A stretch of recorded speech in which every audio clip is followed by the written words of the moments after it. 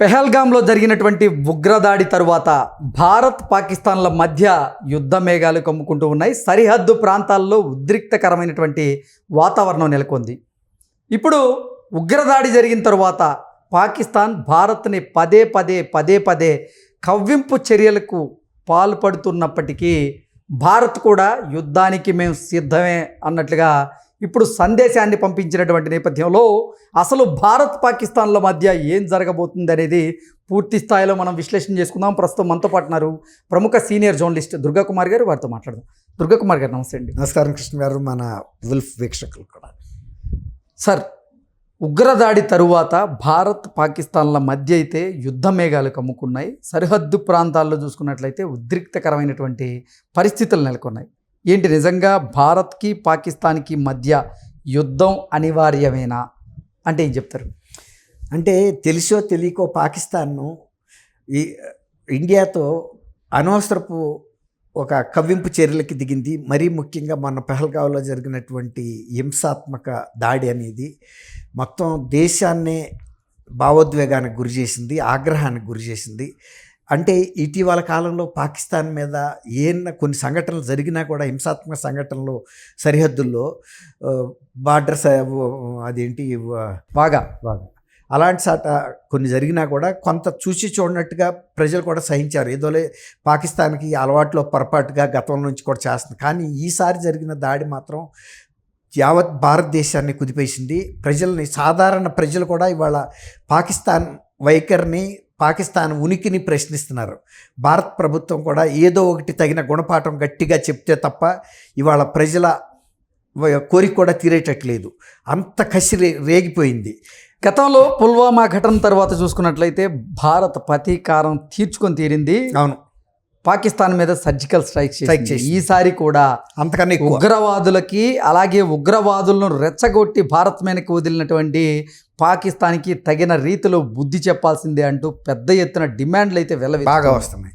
ఇది వాళ్ళ మోడీ గారి ప్రభుత్వం మీద, తర్వాత బీజేపీ పార్టీ మీద కూడా, ఎన్డీఏ కూటమి మీద చాలా ఒత్తిడి ఉంది. ముఖ్యంగా ప్రధానమంత్రి మోదీ గారు దీని మీద తీవ్రంగా ఆయన ఆలోచిస్తున్నాడు.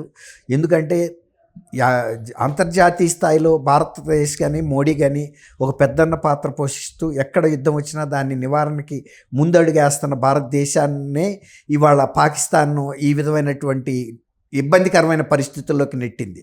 వెంటనే అన్ని దేశాల, ప్రముఖ దేశాల రాయబారులందరినీ ఢిల్లీలో విదేశాంగ శాఖ పిలిపించి వాళ్ళకి ఈ సంఘటన గురించి, ఈ పరిణామాల గురించి, తర్వాత వాళ్ళు చేస్తున్న కవ్వింపు చర్యల గురించి, వీటన్నిటి గురించి చెప్పారు. మానసికంగా ఒక రకంగా తయారు చేశారు.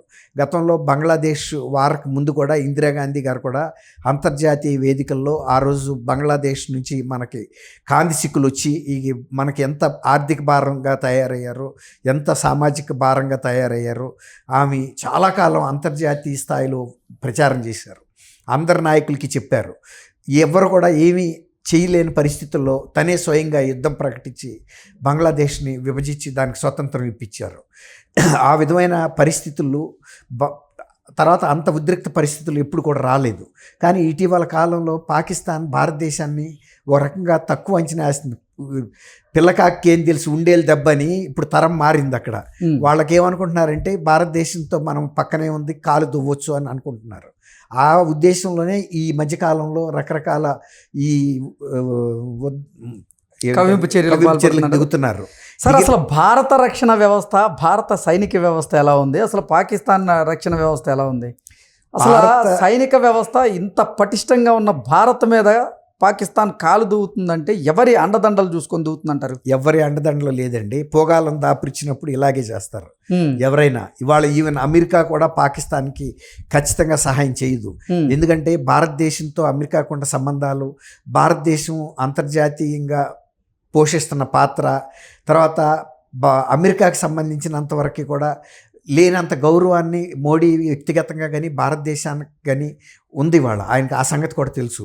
రేపు బాగా అభివృద్ధిలోకి వచ్చే ఆర్థిక వ్యవస్థ దేశం ఏదైనా ఉందంటే భారత్ అని. అలాంటి భారత్తో ఇవాళ ఆయన తగాదా పెట్టుకోడు. పాకిస్తాన్కి ఆయుధాలు అమ్మటం కోసం ఆ రోజు వాళ్ళు కకృతి పడితే పడి ఉండొచ్చు. ఇవాళ పాకిస్తాన్ లాంటి ఉగ్ర దేశంతో వాళ్ళు ఎందుకంటే ఒసామా బిన్ లాడెన్కి కూడా వాళ్ళు షెల్టర్ ఇచ్చారు. ఆ టైంలోనే పాకిస్తాన్ చరిత్ర, పాకిస్తాన్ ఉద్దేశాలు వాళ్ళకి అర్థమైంది.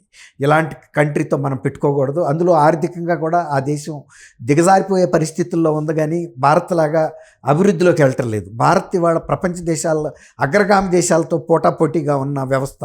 అలాంటి ప్రభుత్వంతో మనం స్నేహ సంబంధాలు పెట్టుకుంటే మనకు కూడా మంచిది. అందులో అమెరికా అనేది ఆర్థికంగా ఒక స్థాయికి వచ్చి ఆగిపోయింది. భారత్లో ఉన్న వనరులు కానీ, భారత్లో ఉన్న మేధో సంపత్తి కానీ, భారత్లో ఉన్నటువంటి ఇవి కానీ, ఖనిజ సంపదలు కానీ, వీటన్నిటిని వినియోగించుకుంటే రేపు ప్రపంచాన్ని శాసించగలదనేది అమెరికాకు తెలుసు. అందువల్ల మీరు అడిగారు, భారత్ సైనిక వ్యవస్థ అనేది మొదటి నుంచి పటిష్టంగా ఉన్న వ్యవస్థ. ఇప్పుడు ఎట్లాంటి సిచ్యువేషన్ అయినా ఎదుర్కోగలిగిన సంస్థ. ఇవాళ విక్రాంత్ కదిలేటప్పటికే పాకిస్తాన్ గుండెల్లో రైళ్లు పరిగెత్తున్నాయి. కానీ వాళ్ళు ఒక తప్పు చేశారు కాబట్టి ఆ తప్పుని కవర్ చేసుకోవటానికి వాళ్ళకి అహం అడ్డం వస్తుంది, తప్పు అని చెప్పటానికి. ఇంకా బార్డర్ల దగ్గర ఇక్కడ అక్కడ చిలిపి కవ్వింపు చర్యలకు దిగుతున్నారు. ఆల్రెడీ భారత్ సైన్యం ప్రకటించేసింది, మేము సర్వసన్నద్ధంగా ఉన్నాం, ఏ క్షణంలో అయినా సరే అధునాతనమైనటువంటి యుద్ధ విమానాలను తీసుకెళ్ళి బార్డర్స్లో అన్నీ మోహరించింది. తర్వాత సైనిక పటాలను పంపించేసింది, ట్యాంకులు పంపించేసింది, సైనికుల్ని అన్నీ సర్వసన్నద్ధంగా ఉన్నారు. కాబట్టి పాకిస్తాన్ లాంటి కంట్రీని అంతకుముందు కనీసం 2-3 యుద్ధాల్లో వాళ్ళకి మట్టి కరిపించారు. మళ్ళీ సిద్ధంగా ఉన్నారు. కాబట్టి అందులోనూ ఇవాళ భారత ప్రజల మనోభావాలు దెబ్బతిన్నాయి. కాబట్టి ఇవాళ వాళ్ళని సంతృప్తి పరచాలన్నా కూడా గట్టి గుణపాఠం అయితే ఇవ్వాలి. ఏది అనేది ఇంకా వాళ్ళు ఇప్పటికే భారత ప్రధాని ఈ ఉగ్రదాడికి పాల్పడినటువంటి ఉగ్రవాదులు, అలాగే ఉగ్రవాద సంస్థ వారికి సహాయ సహకారాలు అందించినటువంటి పాకిస్తాన్ని వదిలేటువంటి ప్రసక్తే లేదు, ఆ ఉగ్రవాదుల్ని మట్టిలో కలిపి తీరుతా అని చెప్పి ఆయన హెచ్చరించారు. ఆల్రెడీ 4 కాల్చేశారు లోయలో. వాళ్ళని వెంటాడి ప్రతి ఇంటిని, ప్రతి చెట్టు పుట్టను కూడా గాలిస్తున్నారు, ఎవరిని వదిలిపెట్టరు. తర్వాత మీరు అన్నట్టు ప్రజలకి జరిగినటువంటి ఈ మానసిక వేదన ఏదైతే ఉందో, దేశానికి జరిగిన వేదన కానీ, దేశానికి జరిగిన అప్రతిష్ట, అంటే ఆఫ్టర్ ఆల్ పాకిస్తాన్ లాంటి దేశం జమ్మూ కాశ్మీర్లోకి వచ్చి మన దేశంలో పౌరుల్ని, అమాయకుల్ని, అందులోనూ దీన్ని అక్కడ కూడా ఒక వర్గాన్ని లక్ష్యంగా చేసుకుని కాల్చారంటే ఇవాళ భారతదేశంలో ఉన్న మైనారిటీ వర్గాలు కూడా బాధపడుతున్నాయి. మనకి ఇక్కడ మనకు ఒక రక్షణ లేకుండా చేశారు, దీన్ని మనందరం కూడా ఖండించాలి. ఇవాళ వాళ్ళు కూడా ముందంజలో ఉన్నారు, పాకిస్తాన్కి గట్టి గుణపాఠం చెప్పి తీరాలి, మేము కూడా జాతితో పాటు మేమున్నాం, ఇది మా అందరికీ సంబంధించిన ఆత్మగౌరవ అంశం అని కూడా వాళ్ళు కూడా చెబుతున్నారు. వాళ్ళు ఎవడో వచ్చి ఇక్కడ దౌర్జన్యాలు చేస్తే ఈ దేశంలో ఉన్న మేము మాత్రం సహకరించడం, అట్లాంటి శక్తులు ఎవడన్నా ఒకడో ఇద్దరు ఉన్నా కూడా ఏరి పారేయమని వాళ్ళు కూడా సహకరిస్తున్నారు. జమ్మూ కాశ్మీర్లో కూడా మైనారిటీ వర్గాలకు చెందిన వ్యక్తులు కూడా ఇవాళ రక్షణ దళాలకి అండగా నిలుస్తున్నాయి, వాళ్ళకి తెలిసిన ఇన్ఫర్మేషన్ చెప్తున్నాయి.